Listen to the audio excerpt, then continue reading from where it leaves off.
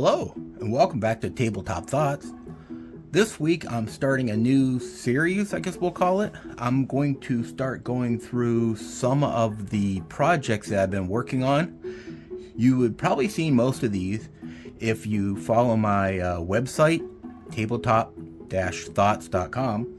But to get some content here for the YouTube channel, I thought that I would go through some of the painting projects that I've gone through recently, and I could show them off and talk about what I did and let you guys see what I've been working on. Plus, show some stuff that that's on my painting table now.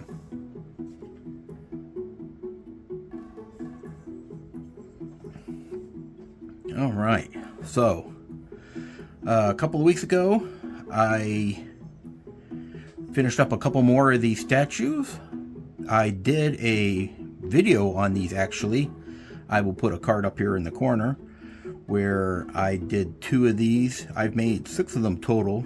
You can get these from, I believe I got these from the Dollar General, that they have like little words on them that I fill in with either clay or resin.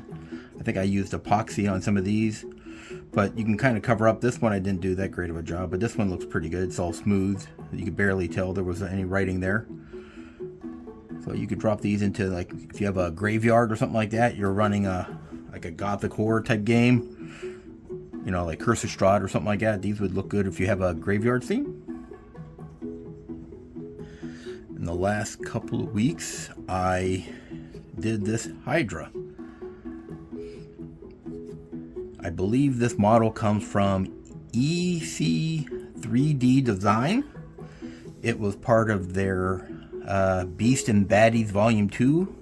It was like a Kickstarter type collection, I guess he called it.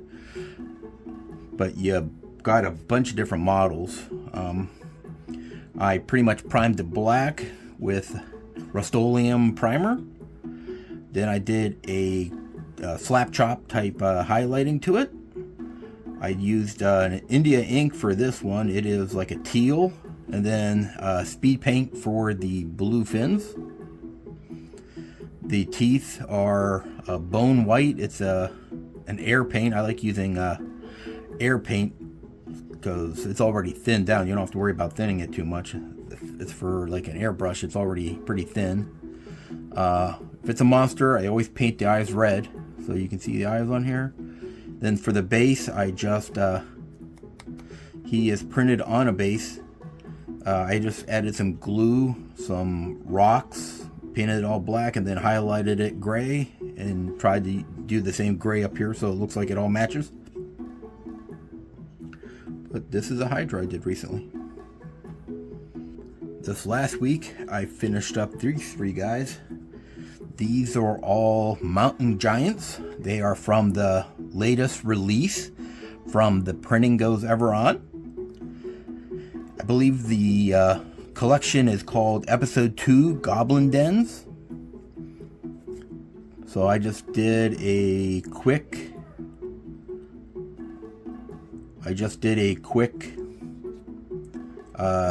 spray painted them black. I always prime everything black.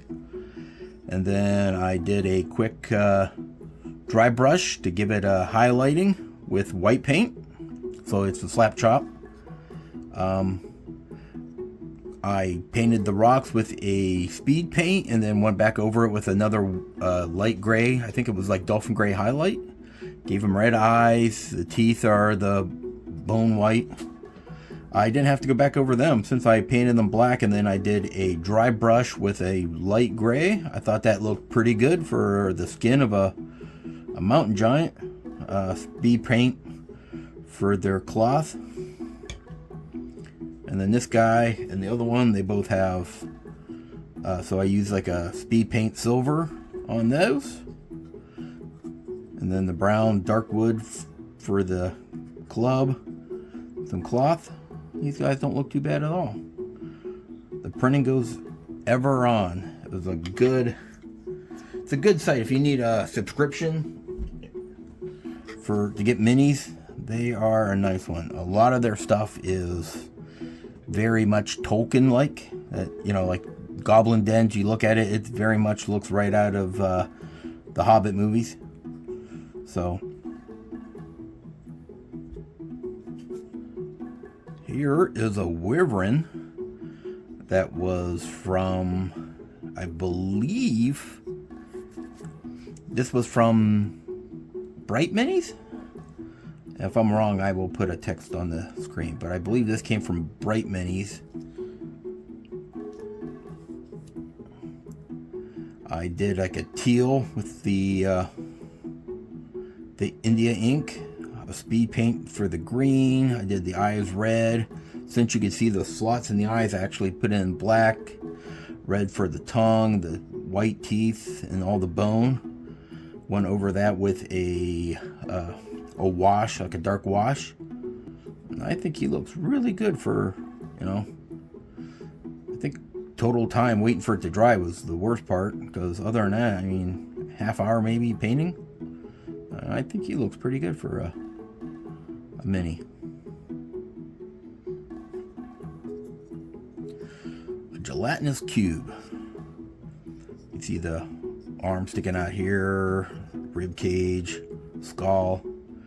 This one I also believe was from Bright Mini. They had an ooze release.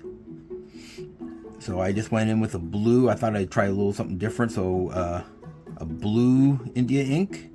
Then I came back in with a light blue, just a regular miniature paint, like one of the better quality miniature paints, and just did like a dry brush trying to hit the raised parts to give it a little more color. Went in with the pallid bone speed paint on the remains in there, and it is hollow. So if you would, let me see here who I have. There's an elf I painted up. So not bad. All these are. This one is actually FDM printed, but he was printed in resin. But you can see he can get eaten. But this is from Bright Minis, one of their elven warriors. I went in with like blues and greens, try to keep some nice colors on him. I think he looks pretty good. I gave him blue eyes.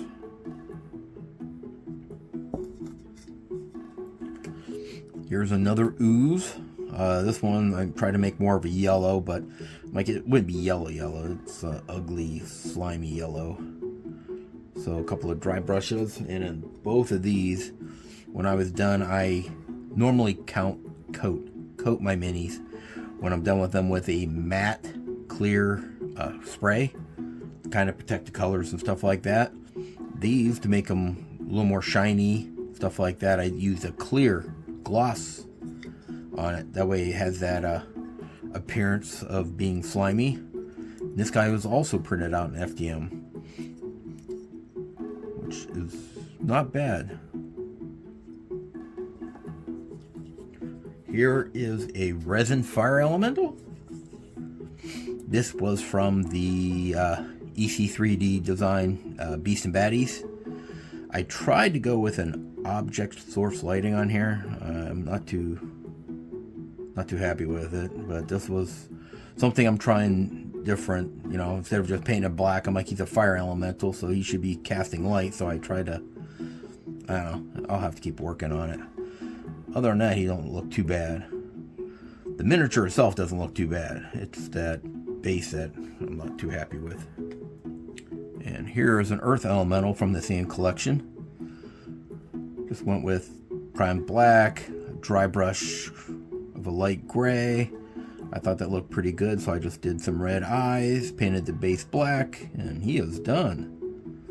So, you know, not a whole lot of work, and he looks great. From that same collection is a hooked horror. I really like how this guy turned out. I went with almost like a turtle. I thought, you know, this is the closest thing to a hook horror, especially this looking guy. It's like, it looks like some crazy mad wizard created him. I even put him on like a Underdark themed base. Added a rock, some dirt, and pebbles and stuff like that. But yeah, I went with a like almost like a turtle color scheme All the bone is that airbrush bone color. But yeah, he looks pretty good, I think. Another ooze. This one I believe was supposed to be a black pudding, so I went with a darker scheme. I tried to keep the base lighter so you could tell where the ooze was. Again, the gloss coat over the top to give it that wet appearance. But yeah, he's definitely you know, throw that on the table, I'll scare your party.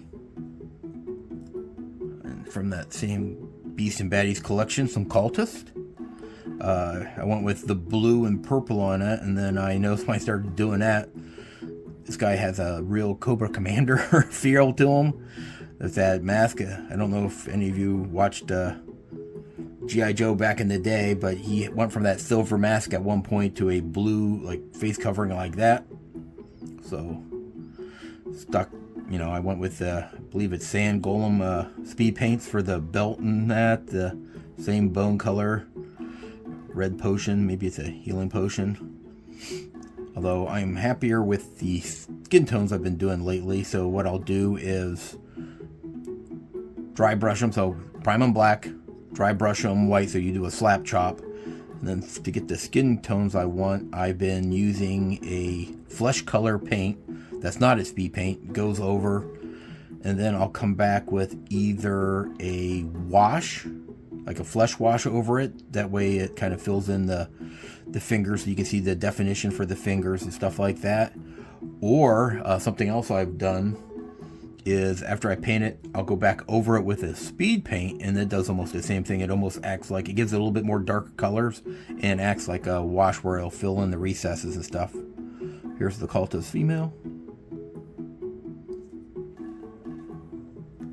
Alright, here is a sea troll.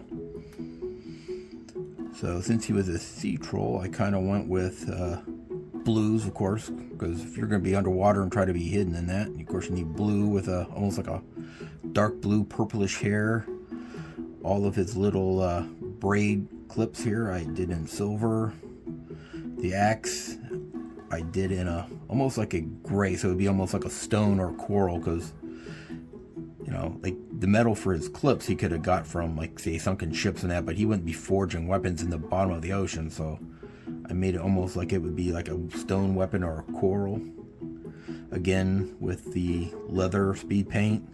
And I tried to come in and highlight on his arms and right here across his rib here with a lighter color. You know, bone white for the teeth, red eyes. But not a bad looking sea troll.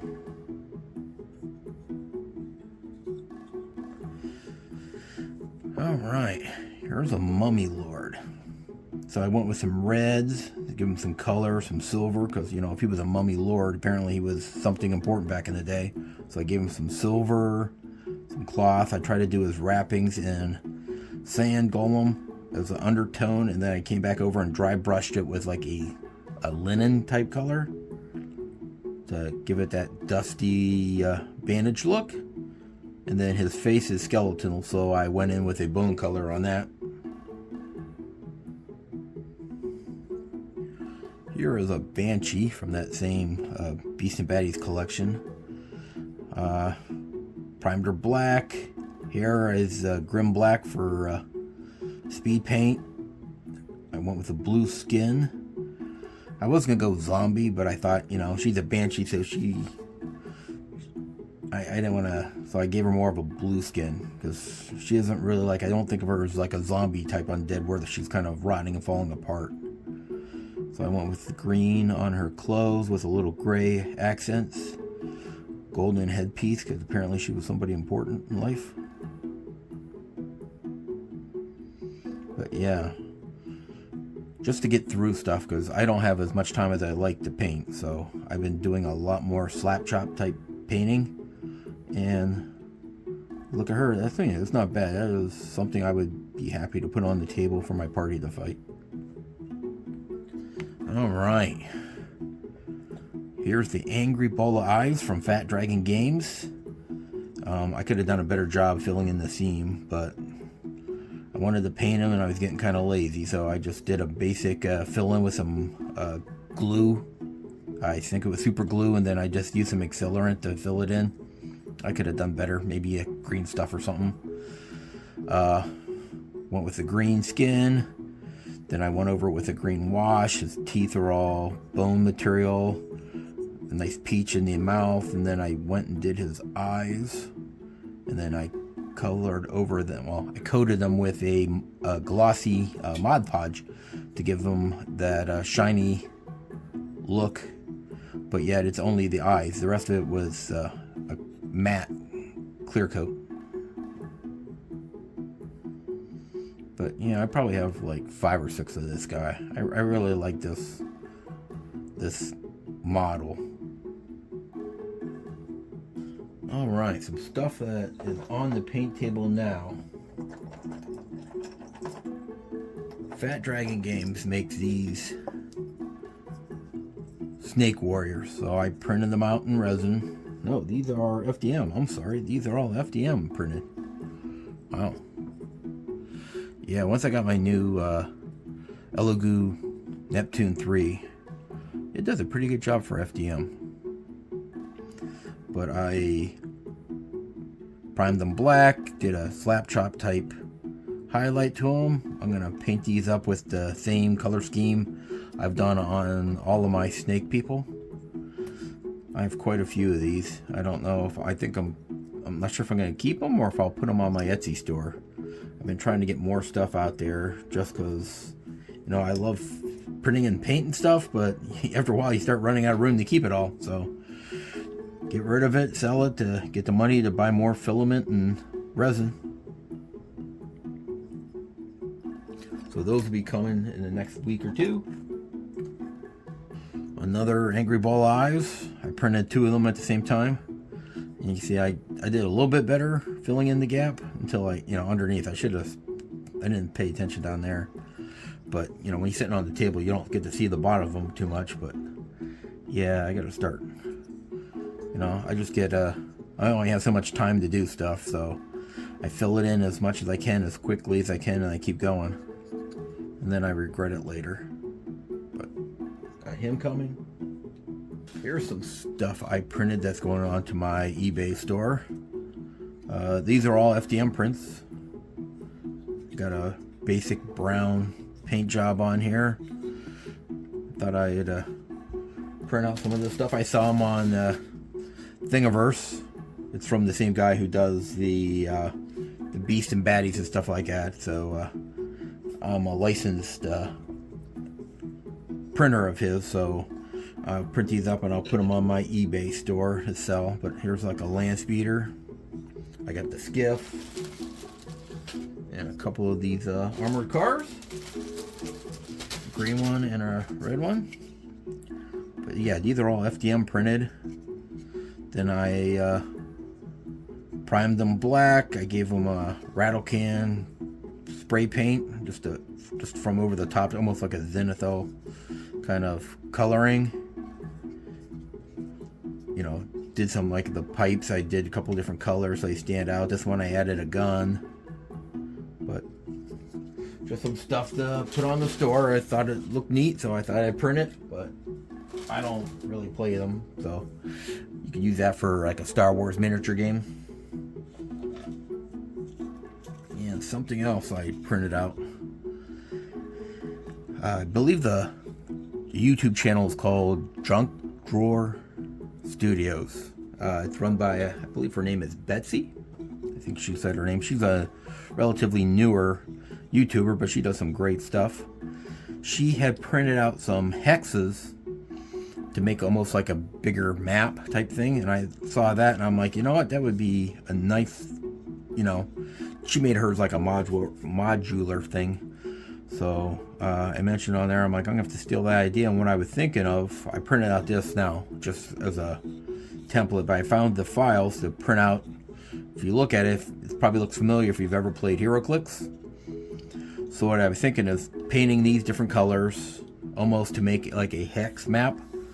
Like I've done one for online. I'll put the card up in the corner where we made a random overland hex map for Shadow Dark. So I was thinking something like this, where you paint them all in advance, and as your party moves around, you could almost keep building up the map. All these pop in and out, so you wouldn't have to, you know, so if you have something like this, you could pop them out, but I would go like, okay, here's your hex flower almost. Put your little starting town here. I'm gonna print out like a small building to stick here, a small forest on a, almost on a base, like a flat chip, almost like what I used for, let me see if I have one laying around here. I buy these counting chips for, you know, they're really, here's one. So there's a soldier from the Printing Goes Ever On. That's me. They do really nice work. If you're ever in the looking for a subscription and you like Lord of the Rings, this is a company for you. But you take these little counting chips. I was thinking about printing out like trees or something on it, so I could just drop it on here. And as you're moving out and exploring, you know, you find another town, you drop another little building, you have your starting town. Say you come over here and there's a cave. I'll just print out a small cave and almost build it up as you're playing. And then if you stick it down, you can keep building it up, stick it off to the side, but then it would be like a map that you could sit down on the table for the players to look at, and it would be a 3D map that they could see the surrounding area. I thought that'd be a pretty cool idea. So, well, thanks for watching. Thanks for watching. If you enjoyed this, check out the next video right here. It's packed with more great content. And as always, keep on gaming.